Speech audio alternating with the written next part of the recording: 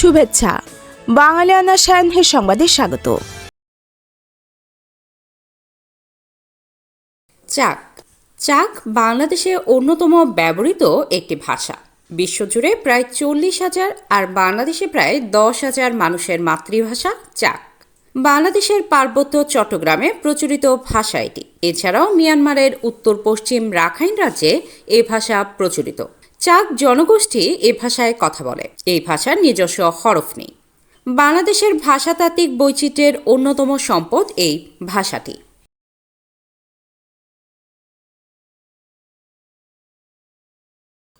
শুরুতেই শুনে নিচ্ছি সংবাদ শিরোনাম। ইউভুক্ত দেশগুলোর পোশাক ক্রয়। আমদানি হিসাব ভারত, ভিয়েতনাম, কম্বোডিয়ার চেয়ে অনেক বেশি হলেও বাংলাদেশের প্রবৃদ্ধি কম। মঙ্গলবার শপথ নিচ্ছে নতুন সংসদ ও সরকার। আমন্ত্রণ পেলেও আসতে পারছে না নরেন্দ্র মোদী। এবার অন্যান্য সংবাদের সঙ্গে বিস্তারিত। 2025 সালের পুরো বছরে ইউরোপীয় ইউনিয়নের পোশাক বাজারে সামান্য প্রবৃদ্ধি থাকলেও বছরের শেষ মাস ডিসেম্বরে স্পষ্ট ধাক্কার চিত্র ফুটে উঠেছে। ইউরোপীয় পরিসংখ্যান দপ্তর ইউরোস্ট্যাটের সর্বশেষ উপাত্ত বলছে, ডিসেম্বর 2024-এর তুলনায় ডিসেম্বর 2025-এ ইউরোপীয় ইউনিয়নের মোট পোশাক আমদানি মূল্য কমেছে 2.27%। পুরো বছরের হিসাবে বাজার 2.10% বেড়েছে। কিন্তু ডিসেম্বরের পতন দেখাচ্ছে বছরের শেষ ভাগে চাহিদা কমেছে এবং দামের উপর তীব্র চাপ তৈরি হয়েছে। বাজার বিশ্লেষকেরা বলছেন, এই নিম্নগতি সাময়িক না দীর্ঘস্থায়ী তা নির্ভর করবে ইউরোপীয় ভোক্তা ব্যয়ের প্রবণতার উপর।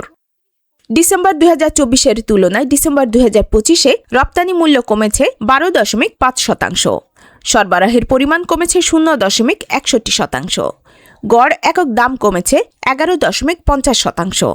লক্ষণীয় বিষয় হল, পরিমাণে বড় পতন না থাকলেও দামের পতনই মোট রপ্তানি আয়ে বড় ধাক্কা দিয়েছে।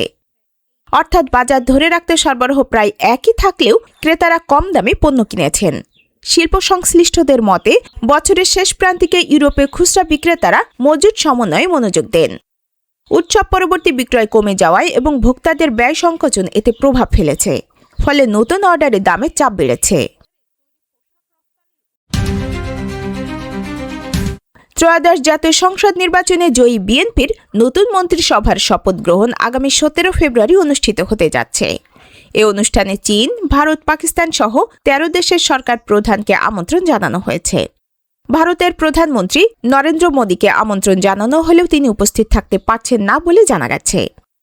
হিন্দুস্তান টাইমসের এক প্রতিবেদনে বলা হয়েছে, ওই দিন ফ্রান্সের প্রেসিডেন্ট ইমানুয়েল ম্যাক্রো ভারত সফরে আসছেন, যার ফলে মোদী রাষ্ট্রীয় কাজে মুম্বাইয়ে ব্যস্ত থাকবেন। তবে মোদীর অনুপস্থিতিতে ভারতের পক্ষ থেকে উচ্চ পর্যায়ের কোনো প্রতিনিধি, যেমন ভাইস প্রেসিডেন্ট বা পররাষ্ট্রমন্ত্রী, এই অনুষ্ঠানে অংশ নিতে পারেন।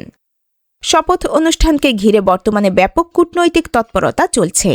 প্রতিবেশী দেশগুলোর সক্রিয় অংশগ্রহণ নতুন সরকারের সঙ্গে আঞ্চলিক ও দ্বিপাক্ষিক সম্পর্কের ভবিষ্যৎ গতি প্রকৃতি নির্ধারণে গুরুত্বপূর্ণ ভূমিকা রাখবে বলে মনে করছেন বিশ্লেষকরা।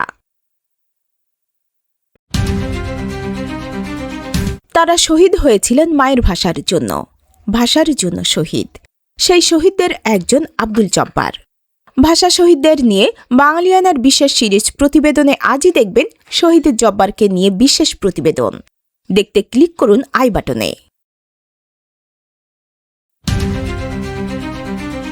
রমজান ঘনিয়ে আসার সঙ্গে সঙ্গে রাজধানী সহ সারা দেশের কাঁচা বাজারে ফল, সবজি, খেজুর, ছোলাসহ নিত্য প্রয়োজনীয় খাদ্যপণ্যের দাম বাড়তে শুরু করেছে। এতে ভোগান্তিতে পড়েছেন ভোক্তারা, বিশেষ করে নিম্ন আয়ের মানুষ। ভোক্তাদের আশঙ্কা, অন্তর্বর্তী সরকার বিএনপির কাছে ক্ষমতা হস্তান্তরের সময় রমজান শুরু হওয়ায় পণ্যের দাম আরও বাড়তে পারে। এদিকে ইফতারে শরবত তৈরির অন্যতম প্রধান উপকরণ লেবু এখন বিক্রি হচ্ছে সেঞ্চুরি দরে। এদিকে শীতের শেষ মৌসুমে অধিকাংশ সবজির দাম বেড়েছে। গোল বেগুন 80 টাকা এবং শসা 60 টাকায় বিক্রি হচ্ছে। রমজানের জনপ্রিয় ইফতারি বেগুনি তৈরিতে ব্যবহৃত লম্বা বেগুনের দাম কেজিতে 10 টাকা বেড়ে এখন 60 টাকা, যা আগে ছিল 50 টাকা। এদিকে বেড়েছে গরুর মাংস ও মুরগির দাম। কিছুদিন আগেও সোনালী মুরগি 330 টাকা থাকলেও এখন বিক্রি হচ্ছে 350 টাকায়। ব্রয়লার মুরগি বিক্রি হচ্ছে 190 টাকা কেজি দরে। গরুর মাংস 750 টাকা থেকে বেড়ে এখন 850 টাকায় বিক্রি হচ্ছে। মাছের মধ্যে রুই, শিং, কই ও পাবদা মাছের দাম কেজিতে 20 থেকে 30 টাকা বেড়েছে। প্রধান উপদেষ্টা ডাক, টেলিযোগাযোগ ও তথ্য প্রযুক্তি মন্ত্রণালয়ের দায়িত্বপ্রাপ্ত বিশেষ সহকারী ফয়েজ আহমেদ তৈয়ব দেশ ছেড়েছেন বলে 14 ফেব্রুয়ারি শনিবার সন্ধ্যায় কয়েকটি গণমাধ্যমে সংবাদ প্রকাশিত হয়। এ বিষয়ে জানতে ফয়েজ আহমেদ তৈয়বের হোয়াটসঅ্যাপ নম্বরে যোগাযোগ করা হলে তিনি ফোন কেটে দেন। পরে খুদে বার্তায় তিনি লেখেন, 9 ও 10 তারিখে অফিস থেকে বিদায় নিয়েছি। আনুষ্ঠানিকভাবে মন্ত্রণালয় থেকে বিদায় দেওয়া হয়েছে। দেশ ছেড়েছেন কিনা এমন প্রশ্ন করলে ফয়েজ আহমেদ কোনো উত্তর দেননি। অবশ্য ফয়েজ আহমেদের ঘনিষ্ঠ একটি সূত্র জানিয়েছে, তিনি শনিবার ঢাকার শাহজালাল আন্তর্জাতিক বিমানবন্দর থেকে দেশ ত্যাগ করেছেন। জুলাই গণ অভ্যুত্থানে 2024 সালের 5ই আগস্ট আওয়ামী লীগ সরকারের পতনের পর ফয়েজ আহমেদ তৈয়বকে ওই বছর নভেম্বরে আইসিটি পলিসি অ্যাডভাইজার হিসেবে নিয়োগ দেওয়া হয়। 2025 সালের 5ই মার্চ প্রতিমন্ত্রী মর্যাদায় প্রধান উপদেষ্টার বিশেষ সহকারী নিযুক্ত হন তিনি। 2025 সালের জুলাইয়ে দুর্নীতি দমন কমিশনের দুদক অনুসন্ধান শেষ হওয়ার আগেই একটি প্রকল্পে যন্ত্রপাতি কেনার তোড়জোড় করা এবং দুদককে প্রভাবিত করার অভিযোগ ওঠে ফয়েজ আহমেদ তৈয়বের বিরুদ্ধে। ফলাফলে অনিয়মের অভিযোগ করে 30টি আসনে ভোট পুনর্গণনার দাবি জানিয়েছে জামায়াতে ইসলামীর নেতৃত্বাধীন 11 দলীয় নির্বাচনী ঐক্য। ফলাফল ও গেজেট প্রকাশে স্থগিত রাখার দাবি পূরণ না হওয়ায় ট্রাইব্যুনালে মামলা করার সিদ্ধান্ত নিয়েছে 11 দল।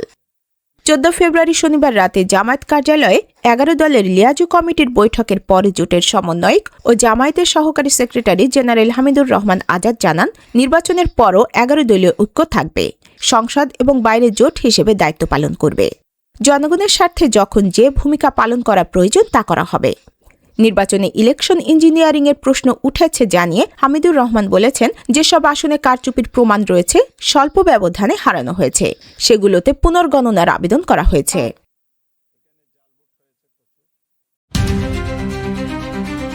উত্তর পশ্চিম নাইজেরিয়ার 3টি গ্রামে মোটরসাইকেলে আসা বন্দুকধারীরা কয়েক ডজন মানুষকে হত্যা করেছে। স্থানীয় সংবাদ মাধ্যমের প্রতিবেদনে বলা হয়েছে, নাইজার অঙ্গরাজ্যে সশস্ত্র ব্যক্তিরা গুলি করে বা গলা কেটে হত্যা করেছে, আগুন দিয়েছে বাড়িঘরে এবং অজানা সংখ্যক মানুষকে অপহরণ করেছে। 14 ফেব্রুয়ারি শনিবার ভোরের এই হামলাগুলো যেখানে ঘটেছে তার কাছাকাছি স্থানে এ মাসেরই শুরুতে একই ধরনের হামলায় শতাধিক ব্যক্তি নিহত হন। নিহতরা সন্দেহভাজন জিহাদি ছিলেন। বিসিবি লিখেছে, দস্যু নামে পরিচিত সশস্ত্র অপরাধী চক্রগুলো বহু বছর ধরে নাইজেরিয়ায় হামলা ও অপহরণ চালিয়ে আসছে। তবে সম্প্রতি দেশটির পশ্চিম ও মধ্যাঞ্চলে এ ধরনের ঘটনার সংখ্যা উল্লেখযোগ্যভাবে বেড়েছে।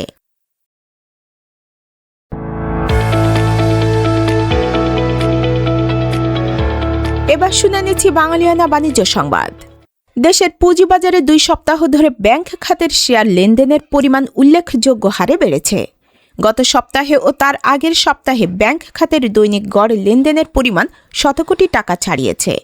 এ সময় পুঁজিবাজারের মোট লেনদেনের 20% ছিল ব্যাংক খাতের। বাজার পর্যালোচনায় দেখা যায়, গত সপ্তাহের 3 কার্যদিবসে ঢাকা স্টক এক্সচেঞ্জে ব্যাংক খাতে 378 কোটি 93 লাখ টাকার শেয়ার লেনদেন হয়েছে। এক্ষেত্রে দৈনিক গড়ে লেনদেন হয়েছে 126 কোটি 31 লাখ টাকার শেয়ার। এর আগের সপ্তাহের 4 কার্যদিবসে ব্যাংক খাতের শেয়ার লেনদেনের পরিমাণ ছিল 518 কোটি 76 লাখ টাকা। এ সময় দৈনিক গড়ে লেনদেন হয়েছিল 129 কোটি 69 লাখ টাকার শেয়ার। এর আগের সপ্তাহগুলোতে ব্যাংক খাতে দৈনিক গড়ে 45 থেকে 87 কোটি টাকার লেনদেন হয়েছে।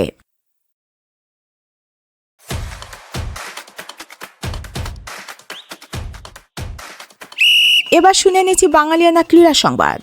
পাকিস্তানের কারাবন্দী সাবেক প্রধানমন্ত্রী ও কিংবদন্তি ক্রিকেটার ইমরান খান ডান চোখের প্রায় 85% দৃষ্টিশক্তি হারিয়েছেন বলে খবর প্রকাশ পেয়েছে।